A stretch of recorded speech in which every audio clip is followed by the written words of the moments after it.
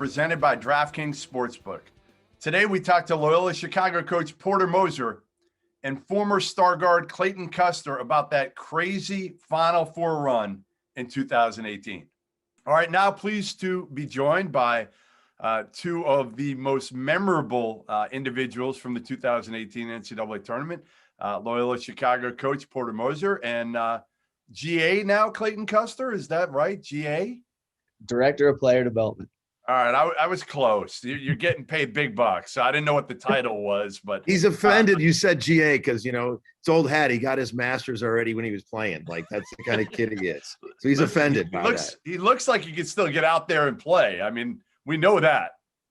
I can still play a little bit. Yeah, I still got a little left in me, I think. So, all right, we're going to relive the magical run, which was absolutely insane. But I want to start back in December. All right, can we start in December when you lose 3 of 4, Porter? And like, if you ever thought, if I had told you while you were going through that stretch, you would play months later in the Final Four, what would you have said to me? Yeah, we weren't even thinking the Final Four then. But I will say this: right before that stretch, we had beat Florida at Florida, and they were number 5.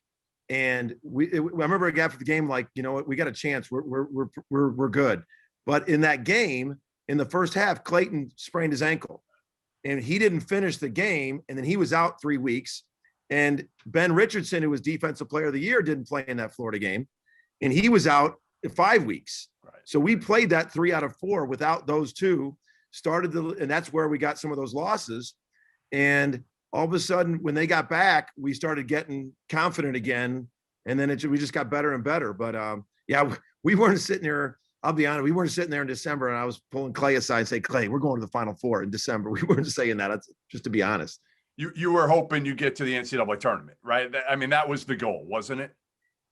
Yes, we felt we were good, but it's always tricky with the net ratings, with the selection committee, with leagues like the Valley where that's really good. We beat each other up, and then there's one automatic bid. So there was always that elephant in the room. Clayton, take me through Selection Sunday, and when you draw Miami, are you ecstatic at that point just to get in? What do you know about Miami? What are you guys thinking? Yeah, I mean, super exciting day, a day that I think we'll all remember for the rest of our lives. But it was kind of funny. We put together this huge thing in the arena, and we had fans in there, and we were on stage. We were all watching it up on the video boards and all that.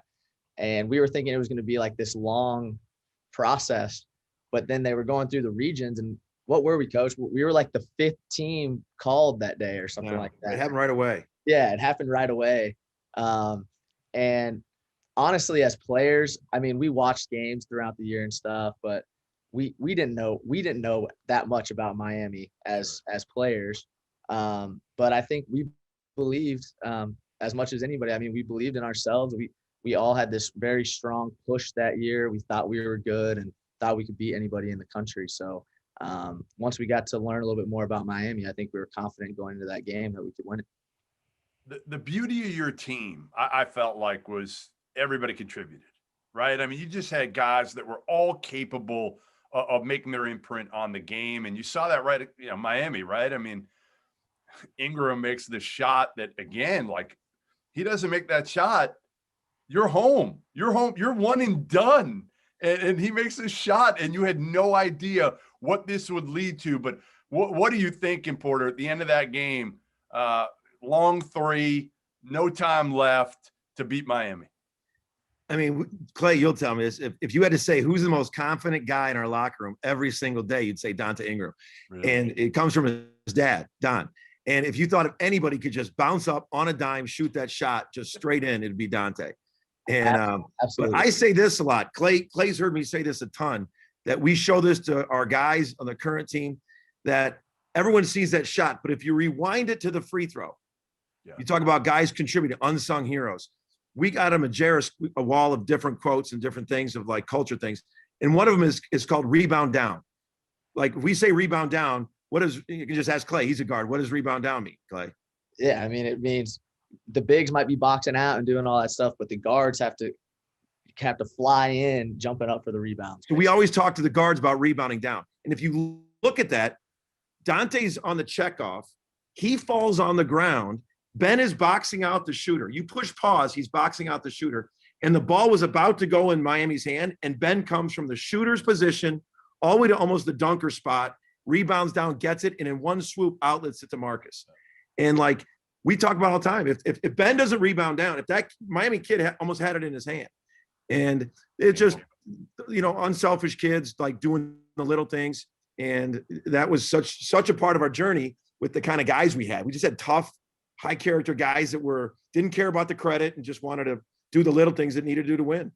And Coach, I think you'll agree with this. Like, I think we just had so many guys on that team that were just not afraid of the moment. We had guys that weren't scared to make a play, weren't scared to have the ball in their hands. I think a lot of teams have one or two of those guys who aren't scared to have the ball in their hands at the end of the game. But I think we had 5 or 6 of those guys on our team that year. And, so true. Yeah. So true. That's a big thing. Some guys, some guys are meant to be on stage. Some guys are meant to be in the audience. And that's just natural. And we had a bunch of guys that wanted the shot, wanted the moment. Well, I think that showed right throughout the tournament because you had big plays at the end of games and different guys made them, right? Clay, against Tennessee, you take the ball down, you shoot it, you get a nice bounce. It was definitely a nice bounce, let's be honest. But, definitely a nice but it falls. Like you said, you need some bounces that are going to fall your way to be able to get to the Final Four, no matter who you are. Clay, what are you thinking? You go down, and I kind of vaguely remember it, but what somebody said a ball screen, but then, right, you didn't even use it. Yeah, so I think what we ran was like one down, we drop. So they were kind of hard hedging, I think, that whole game. And Crut came up and dropped it.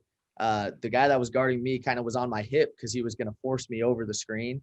But then Crut didn't end up actually setting it. So the big wasn't there to protect. So my guy was kind of on my hip. So I went downhill, felt like I had enough space to kind of get my shot off.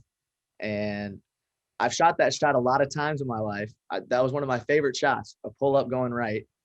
And I kind of knew when it was going in when I shot it. I shot it enough times where I knew if it was going in.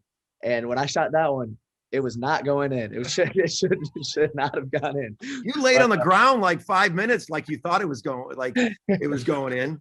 I think I fell down because I didn't think it was going in. I was trying to draw a foul, I think, maybe. Really? But Clay, you remember this though? You remember the coming down? Tennessee went on a run and they hit those threes, and then Williams, oh my God, he made the and one. Yeah. And then, but then we came down and the ball went out of bounds on Dre, and it was tipped by them. So we're sitting there, and it was a review, whether it was our ball or not. And if we didn't have the ball, we were going to have to press and everything. We remember that we were going, Dre, did you touch the ball? Did you touch it? Yeah. We were trying to get an answer out of him. And so it was our ball. And that's when we're talking to Clay too. Clay, if it is ours, and Clay just, he is definitely one of those guys that wanted the ball in his hands at the end of the game. But here's another thing, Jeff, that goes unnoticed about Clay. And I've said this about it. The very next game, the situation was very similar, and we were coming down and we dropped it. And then they came off the corner, and Clay had so many accolades that week. It was ridiculous. And all the attention, and then he kicked it to Marcus for the shot. And a lot of guys want to be in that moment again. Like, hey, I'm doing it again, man. I just had a week where I was on SportsCenter all week, and he drew it. You could have been the hero again. Yeah, right. No doubt, you could have been the hero, but Marcus was kind of wide open. His guy had left him. Came off him. Yeah, it came off him, and you saw that, and you gave it to him. And again, so 3 different games. You're talking about Ingram in the first game, you in the second game, and now you go with Townsend in the Sweet 16 game. 3 different heroes in a way. Taking big shots. Like, you don't see that very often. It's usually kind of the same guy with the ball in their hands to either win or lose it, throughout. So, again, I think that was, to me, I think what set you guys apart. And again, all year it was kind of that way.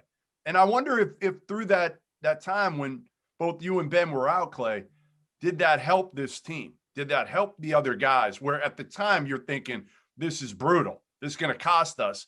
But at the end, it really did probably benefit a lot of those other guys. For sure. I definitely think that that's the case. We talked about it. I know coach talked about it a lot that year. Like, this is going to make us better as we move forward in the season. And it really did. We got Lucas. Lucas played a ton of minutes, and Lucas grew up. He was forced to grow up that year. And then he ended up playing just absolutely huge minutes for us in the tournament run. If you look at Lucas Williamson's first like 8 or 9 games, he was your quintessential big-eyed freshman, just trying to figure it out. And when Ben got hurt, and I'm pulling a Steve Stone on you, for all these young people out there listening, this is a great lesson. Is when Ben got hurt, he basically took Lucas under his wing. You could see every practice he was like shoulder to shoulder with Lucas, and he just was like, we're going to need 7 or 8 guys. And by the time he came back, Lucas was confident. Lucas's defense I really believe Lucas is the defender because of that. Really? The way he is now. And Lucas should be the Missouri Valley Defensive Player of the Year this year, like Ben was. But man, when he came back, Ben went right back in the lineup, and Lucas was huge for us. Huge. Every game, Lucas made big plays in the NCAA tournament as a freshman, and that did help him grow up. Yeah, I mean, you get the confidence, right? You only get that confidence by putting in those, those big time moments, and then you're ready. So, all right, so you get Nevada in the Sweet 16. First of all, what is the buildup like? What is it like going back, Sweet 16? Again, then you're the Cinderella at this point, right? Everybody's latched on to you. Everybody loves you. You are the story of the tournament already. What is the vibe like back on campus? Well, Clay's smiling because he'll tell you from a student perspective. So I'll let that one. That's funner to hear than a coach's perspective. Yes. I mean, it was just a blast. I mean, that's what you dream about as a kid. You dream about being in that situation. And when you go to play college basketball, you want to go somewhere. And I think you're lying to yourself if you don't want to go somewhere where basketball is important and where people kind of recognize you on campus and the excitement's there and all that. And as we got better that year, the excitement grew and grew and grew. But we were experiencing what we really wanted out of our experience. You know what I mean? Like, we were finally, the hard work and all that stuff had finally paid off. And we were kind of on the big stage, and we enjoyed it. We were super close as a group that year. So obviously we had some fun as well during that time, but it was an unbelievable time. And it was awesome. And Clay, the thing that we talked about is like, Chicago's an awesome sports town, and I'm biased, but some of the other pro teams were down that year. And for us to make the run, I mean, I remember in 2016 coming around Lakeshore Drive, and in the building I was driving, it said, "Go Cubs" afterwards. And I remember just being like getting chills, thinking, God, is that the coolest thing? And I got photos sent to me. The whole skyline was maroon and gold, and it said "Go Loyola" in the skyline in lights. And it was just so cool, like to see the city embrace us. And but everywhere we went, I've been to the Final Four like 25 times with my coaches, so I know the excitement, but nothing like being in it. And like, we remember pulling up to the hotel at the Final Four. I mean, the police escorts, the hotel had murals, life-size murals of us all on the hotel. Yeah. And these guys, I've seen those too. And it was these guys were just, we come back to a parade after the Sweet 16. Our bus pulls up. We pull out. We come back after the Kansas State to go to the Final Four. Remember the police escort from O'Hare back to campus? I mean, people were stopped, got out of the cars and had their phones up. And then when we pull on campus, our arena was full. It completely full for a parade. And just, I mean, when I first got to Loyola, man, you could tee up your driver at the first media timeout, swing, and it'd be like an old putt-putt course. The ball would be hitting off all the stands. No one would be there. And to see these guys work, and it was them, man. It was the players created that excitement that I hope will never go back. Clay, give me the story.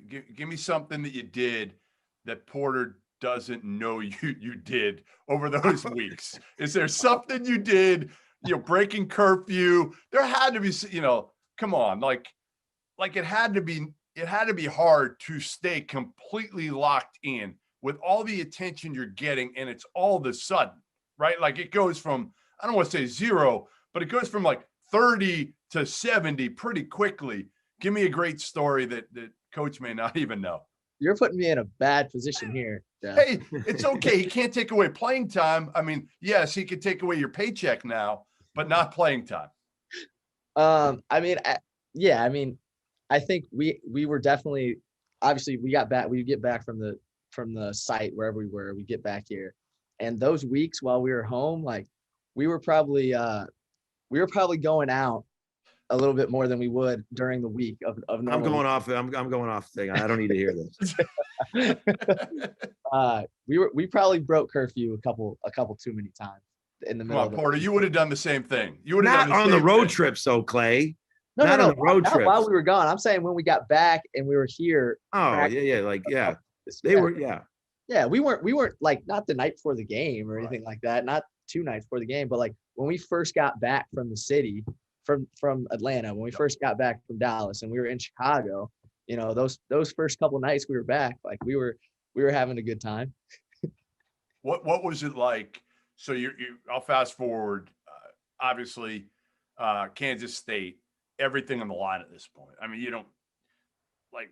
Is it different when you know you have the Final Four? You could be cutting down the nets that day. Is it a different type of pressure? How did you guys go about it, or are you loose at that point because you think you're still playing with a little bit of house money? I don't know. What's it like?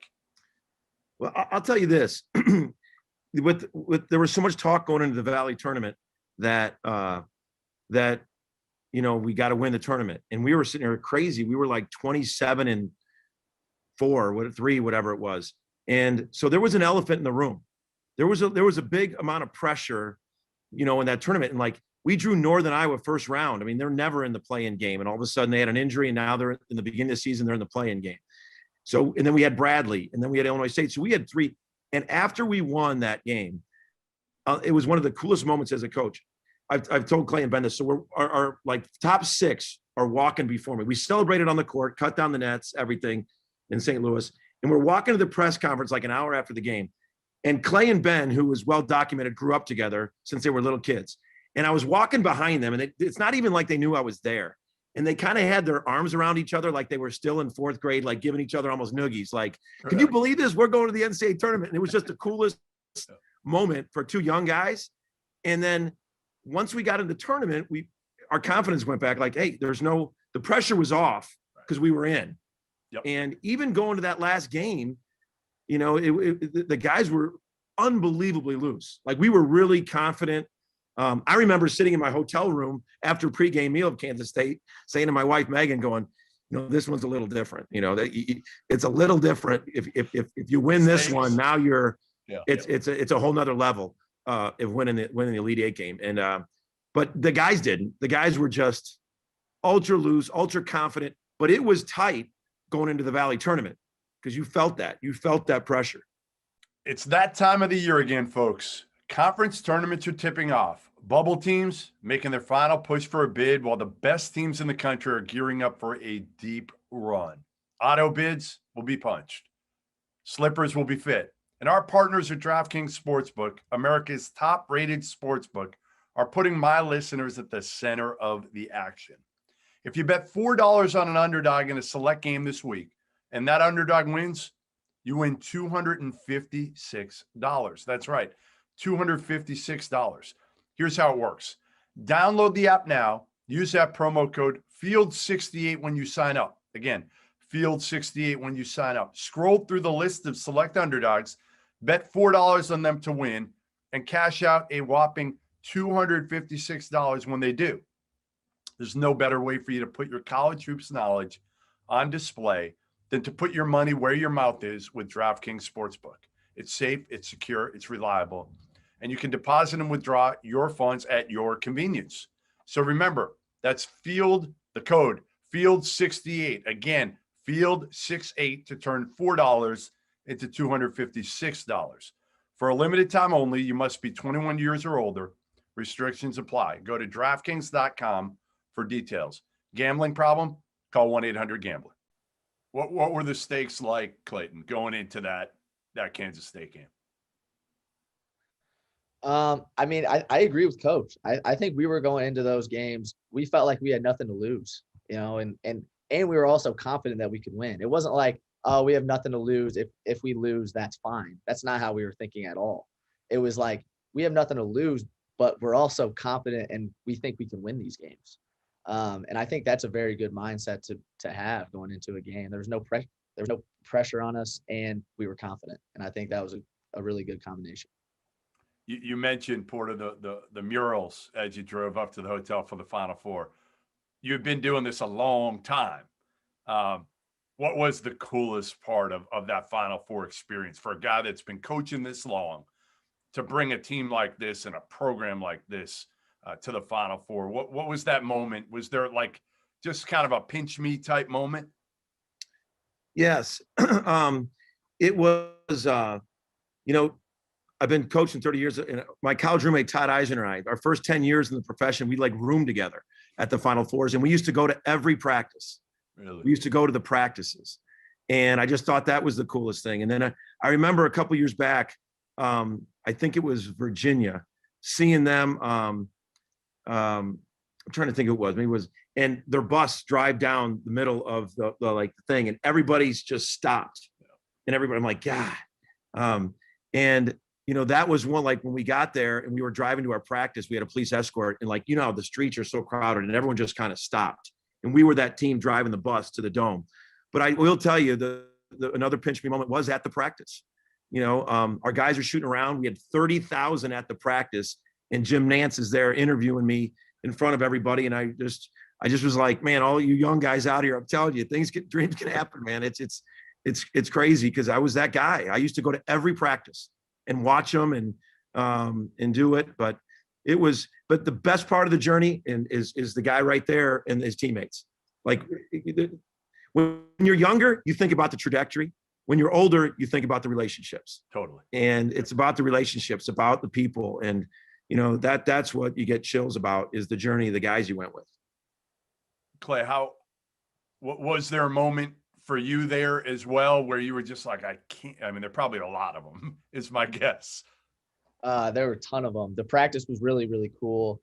I know a lot of us on the team, we remember when they played the national anthem during right before that year. You can't help but get chills during that. It was amazing. Like, they have all the American flag showing on the floor. And you're just looking up to the top corners of this arena, and it's full all the way to the brim. That was probably the most memorable, cool moment. You guys were like little teenage groupies too. Remember in the post-game meal, Drake tweeted at Dante Ingram, and you guys were around the tweet like you thought you were like a little teenage groupie because Drake texted you, Dante. Yeah, so I think Drake like DM'd Dante on Instagram is what happened. He sent him a message. Well, yeah. It doesn't matter, same thing. But like Drake's like the best rapper in the world, a lot of people think. So Dante was just going crazy. We were all around his phone, like, oh my God, I can't believe this is going on. Like little schoolgirls, right? Yeah. Pretty much. You went to another level there, Jeff. It's pretty impressive, though. That's pretty impressive. No doubt. So when you think about, again, being one of the top 68 moments, teams, however you want to define it, ever, like, what does that mean to you, Porter? I mean, again, you've got a perspective. You've been around this a long time. Like, what does that mean to you to be included in that kind of esteemed company?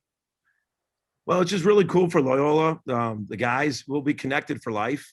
We'll be connected for life. But just to see your journey, I mean, for me, it means a lot with my faith. It's well documented that I've been fired before, and to get another chance and to have confidence in yourself and faith in God, and that you're moving towards that direction, and to be that on that stage again, that meant a ton for me with it. But it's special as a coach. You go through it. I remember when Butler was a team coming from the horizon, and they went to the Final Four, and just blowing your mind. And you're just like, God, Butler's going to the Final Four.